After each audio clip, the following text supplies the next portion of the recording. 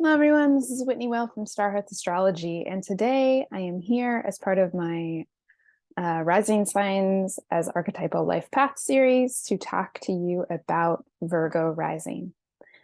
So, if you want to hear more about the project and my rationalization and kind of the parameters of the project, you can listen to the initial intro video.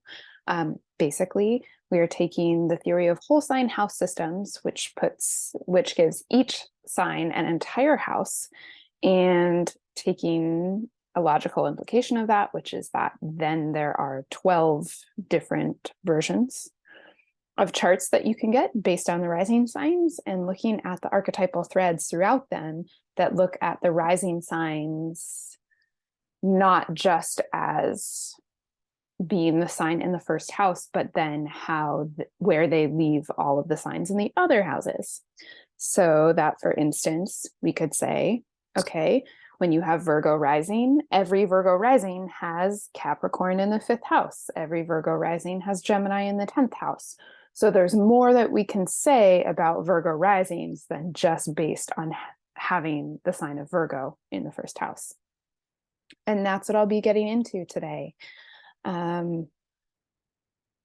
Yeah, let's just jump in. I am going to pull up the chart and we are going to go through the houses for Virgo risings. So I have a real soft spot in my Virgo heart for the Virgo risings. They, I can almost know that I've met one before I see their chart because they give off this distinct sibling vibe to me. Like, I feel like they're my siblings. I'm not sure. Do you guys ever get that feeling? Anyway, I think there's something about having both my sun and my moon in Virgo and Virgo risings. I'm like, aha, I see what you're doing. So having Virgo in the 1st house. The 1st house is the place of identity, of your kind of mental health status at a baseline level. A big place for self-concept. And when Virgo is there, you end up with people that are lifelong learners, because part of what the Mercury ruled signs do, Gemini and Virgo, is that they're constantly integrating new information. And I think Virgo rising is almost the most of this, because we've got all Virgo risings have their 1st and 10th houses ruled by Mercury. And so these big, important, obvious places, and Mercury is the planet that goes retrograde more than any other planet. And so these people, part of being a Virgo rising is being affected by Mercury retrograde kind of more than any other sign, because it's ruling these really important angular houses and it goes retrograde all the time. And so part of that is being very mutable in this very obvious way. There is something essentially changeable. There is a constant search for and integration of new understanding and of new ways of being in the world, and of deeper levels of commitment and knowledge, right? The whole phrase of, when you do the best you can, and when you know better, do better. Like, know better, do better is kind of the Virgo rising motto, because Virgo is curious about new information to the extent that it answers questions and fills in gaps of understanding. And there's this kind of lifelong learner, as I said, quality to them. Often Virgo risings have many, many different skills, so they'll be interested in a number of different things, and we'll see how that gets reflected in the 10th house in Gemini.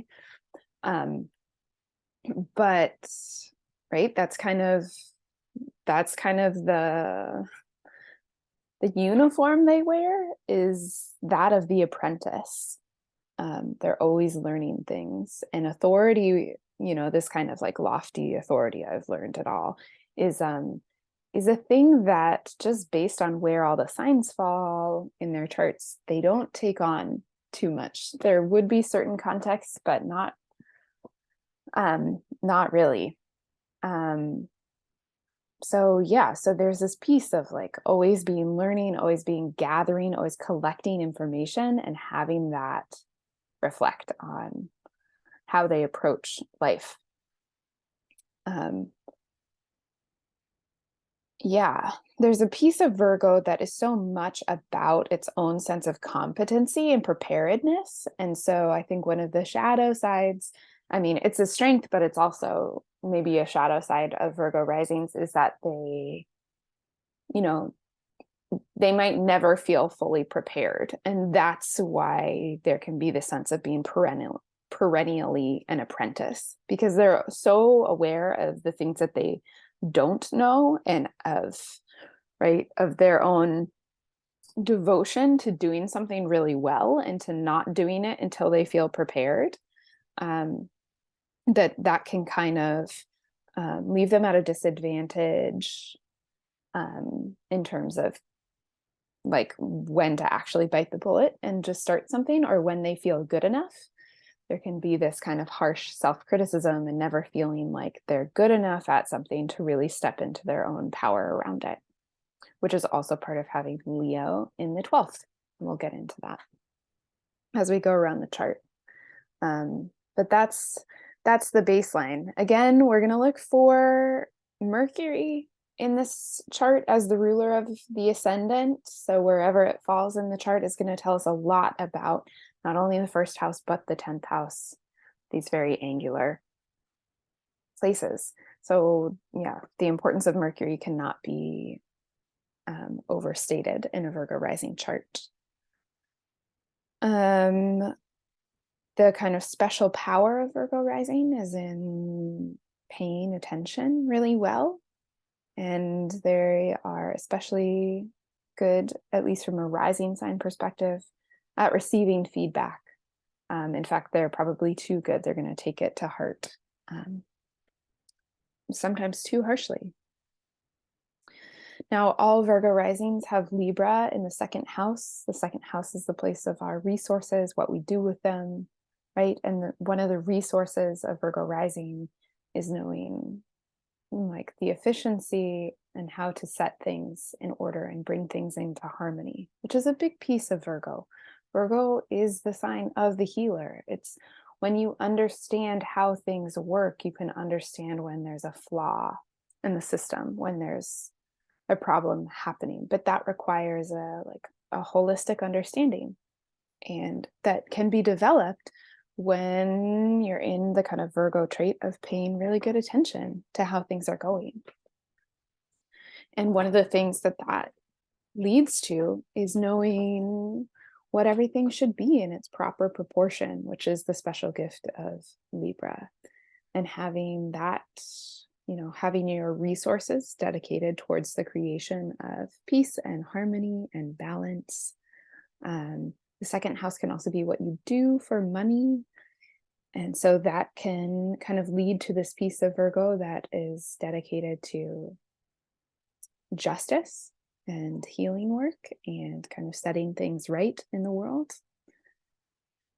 We're going to look for Venus to see how that works. It's also very nice to have Venus, kind of the planet of value, rule your house of resources. So it shares that with Aries as a rising sign. And so that kind of calm and that harmony is really one of the strongest resources for Virgo rising. Now, Virgo risings have Scorpio in the third house, the place of communication, familiarity, siblings, kind of your daily schedule and your neighborhood. And in Scorpio, there's a kind of ability for pointed communication and a real depth of focus, right? They can zone in on the heart of an issue really quickly, and they're willing to kind of, depending on the position of Mars and the strength of Mars, to speak to that in a really intense way. Yeah, there can be sometimes a feeling, I think, of not being seen clearly within sibling groups, or of sometimes a feeling like in outcast maybe in the neighborhood of, there can be this feeling of, to speak the truth, they're putting their foot in their mouth, with Scorpio in the third house. Now, Sagittarius in the fourth house is so paradoxical in some ways, because the fourth house is our foundation, what grounds us. And Sagittarius is the sign of the explorer and the adventurer, right? Sagittarius is defined not by its stasis, but by its move over distance, whether it's cerebral or physical. But I think the way that it shows up here is that the Virgo rising piece, I think it manifests for a lot of them in having really religious upbringings. And that kind of shows up in the kind of obsession with goodness or worthiness that Virgo can have. So I think there's a sense of like, where I came from was this set of beliefs. And it will depend on where Jupiter is, and also the planets in the fourth house, to whether that felt good or whether it didn't feel so good. But really, whether they are part of that religion or not, or part of that belief system or not anymore, it is having a solid belief system and grounding in a set of ideals and a set of ideas that really is grounding for Virgo rising and gives them a home in the world. And usually that dedication to ideals needs to be lived out in a focused way, because it's their connection to that provides them this sense of solidity in themselves. There's a kind of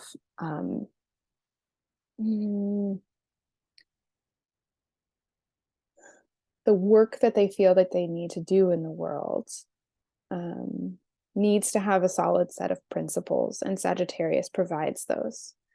And now Sagittarius, it doesn't need to stay the same, in fact, right? Part of Sagittarius is that it changes, but Sagittarius will kind of give itself wholeheartedly to something, see it through to its logical end, however long that takes, and then switch.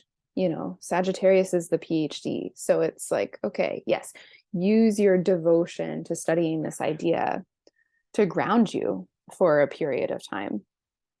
And then once you come to the end of it, you can switch, but you will need to, grab onto the next monkey bar of a guiding set of principles and beliefs in order to have that kind of ontological security of believing, that what the purpose of your project is here. Because if you don't know really what it is that you're trying to do in the world and with your life, then Virgo's power for criticism and perfectionism can just slice and dice them, because then their task becomes to perfect themselves instead of to devote their lives to serving a set of things that they think are good, which is the more positive expression. And with Virgos, the level of devotion that Virgo can have, you really need something that is beyond this world, beyond any human, right? You really need something divine, whether it be God or not.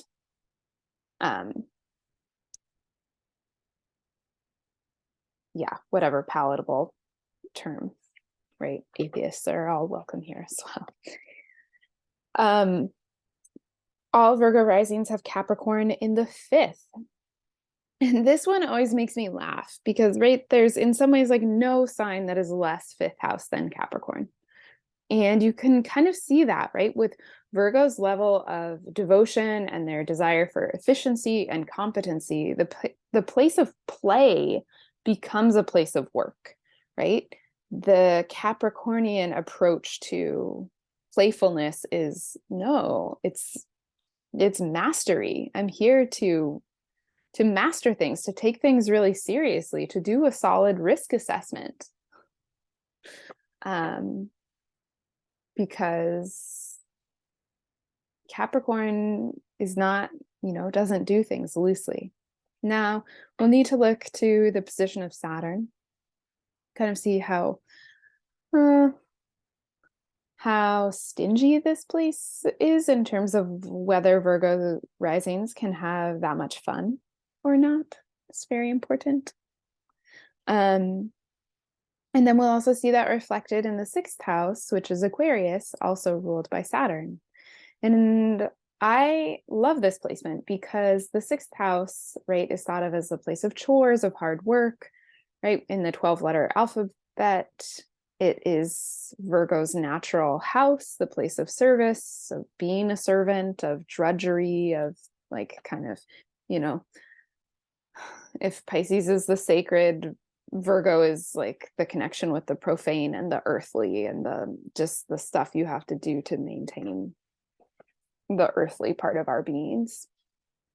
And with Aquarius there is a forward thinking kind of countercultural thing. I think that Virgo risings find themselves in very unique types of work.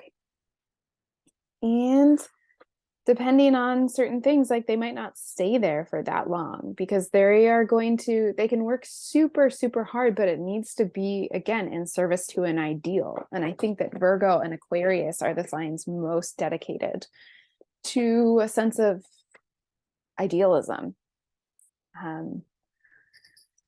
and kind of willing to ignore reality sometimes through their devotion to the ideal. And I think in Aquarius, in the 6th house, you kind of see that show up in that. If I believe in something, well, I have to believe in something to be able to work this hard. And I have to be able to withstand maybe the criticism or the side eye from the dominant culture about how much I'm willing to kind of sacrifice what the dominant culture expects of me in order to serve this idea. The 7th house for Virgo risings is Pisces. And I think really this is the dangerous place for Virgo risings because the 7th house is the place of relationships.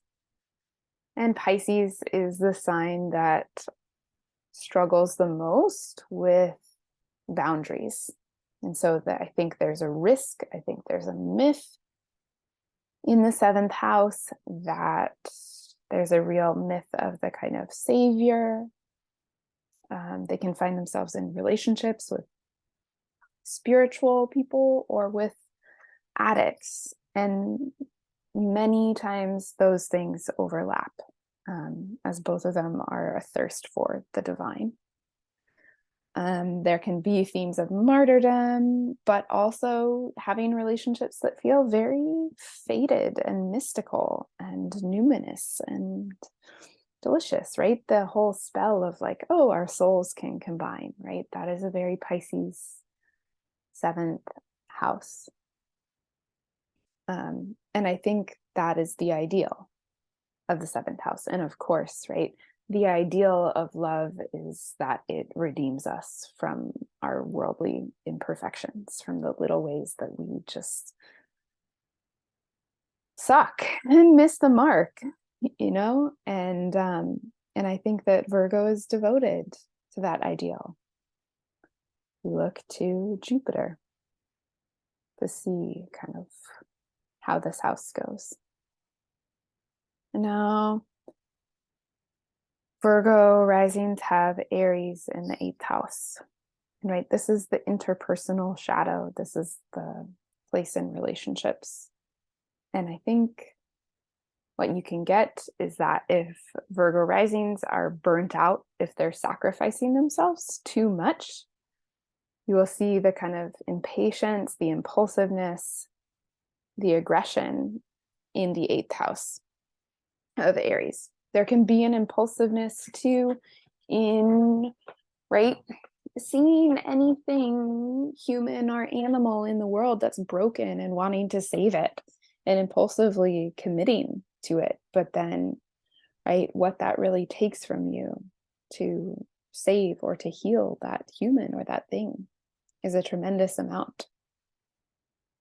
And so that can be difficult.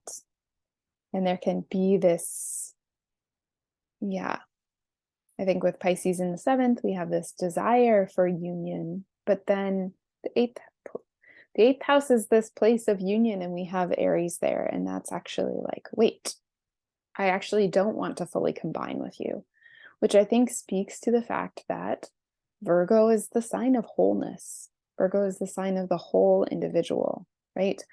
When we use the word virgin for Virgo, it doesn't have to do with sexual purity, but with an integrated wholeness of character.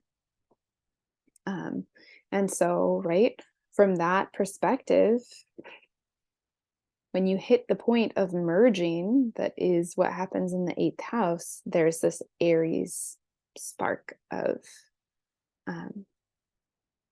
being fiercely individual and singular, and not actually wanting to blend fully into the other or into God.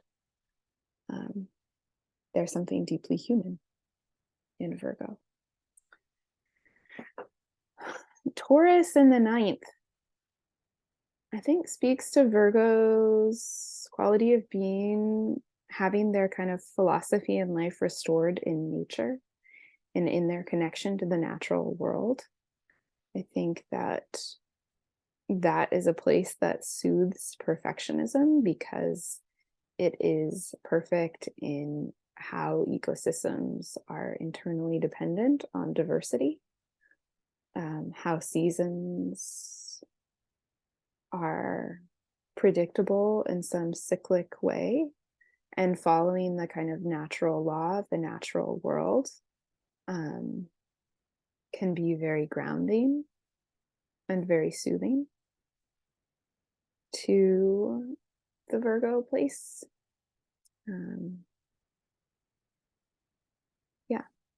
Venus rules the 9th. So again, there's a connection between the 9th house and the 2nd house.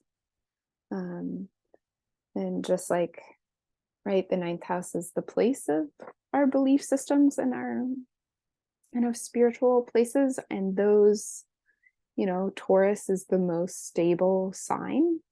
And so we have, right, things go better when those belief systems are fairly stable and there's something that they can be relied on as like a guiding star for grounding us. We have Gemini in the 10th, which is the sign of multiplicity. And so this I see reflected, right? The 10th house is the place of legacy, the big ideas of what we do with our lives. And for all Virgo risings, that is not going to be one thing, because they have Gemini in the 10th. So, right, there are a number of things that they might be known for, that they might dedicate to their lives to. Those things might happen concurrently, as in holding multiple jobs, or they might happen one after another. But the expectation, that the 10th house will be like this one focused thing that will just stay the same perpetually, is really unrealistic. There is a creative quality to Gemini too, where, right, has the creative impulse of, I want to create all of these different things. I want to put them to right. I can hold many possibilities in hand at the same time, and leaning into that rather than away from that will serve them in the end. Yes, you get to go out and try the buffet of life. If you want to create one kind of magnum opus, I don't know, do it, but then do another one. I love also really having Cancer rule the 11th, because, right, there's no truer placement for the line chosen family, right? Because Cancer is the place of the family, and the 11th house is the place of friends and alliances. And I think this can also make Virgo rising feel a little bit overly sensitive, because, they want a real sense of belonging with their groups and with their family. And so they can feel a little bit poked there if there's any kind of aggression in the 11th house, because they want to be very comfortable there. But that also makes them incredible nurturers of the people around them and kind of probably the mom of the friend group. And finally, we have Leo in the 12th. And this is the 12th house is the place where our identity comes undone, where we kind of have to dissolve our sense of ourself. It's the last house in the chart, the place of endings, the place of loss, a spooky house where we face down our shadow. And I think what Virgo rising is really afraid of is that it's Leo, right? Is that it's the shadow qualities of Leo, that of pride, self-centeredness. There can be a fear of failure that happens in that space. A fear that it's all their fault if something goes wrong, which is really this way of taking itself very personally that Leo has. And I think when Virgo kind of channels its desire for to really achieve the ideal of something in a perfect, masterful way, when they kind of make that the summation of their self-worth, they fall into the Leo 12th house trap of then blaming themselves if things don't work. Whereas if they can dedicate themselves to something outside of themselves and to just becoming the person that they need to be to fulfill the role of where they need to be and what they need to be in the moment, then they can play that part really well and learn a tremendous amount about themselves in the process. That's what I have about Virgo risings. Let me know how it sits with you, if it resonates, if it doesn't, where your placements are. And I will be back at some point for Libra rising. Okay. And if you'd like a more personal walkthrough of your chart, I'm available for readings at starheartastrology.com.